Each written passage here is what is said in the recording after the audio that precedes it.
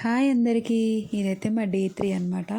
So ఇలా ఫోటోగ్రఫీస్తో మా day start చేసాము ఎర్లీ మార్నింగ్.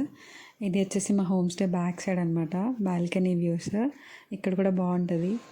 సో బ్రేక్ఫాస్ట్ చేసేసి మేమైతే బ్యాక్ టు మైసూర్ వెళ్ళిపోదామని చెప్పేసి మడికేరి నుంచి స్టార్ట్ అయ్యాము. అక్కడ నుంచి మనకి కేఎస్ఆర్టీసీ బస్సెస్ దొరుకుతాయి. సో ఈ బస్ త్రూ మేము మళ్ళీ మైసూర్ వచ్చేసామన్నమాట. అరౌండ్ మాకు మైసూర్ రీచ్ అయ్యేసరికి 3:30 అయ్యింది. మడికేరిలో ఎర్లీ మార్నింగ్ అరౌండ్ 9 o'clock కల్లా స్టార్ట్ అయ్యాం మేము.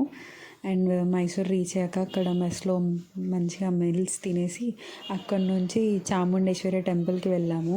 యాక్చువల్లీ ఆషాఢం కదా, సో అన్ఎక్స్పెక్టెడ్గా ఉండే మేము మైసూర్ ప్యాలెస్ చూసి వద్దామని అనుకున్నాము.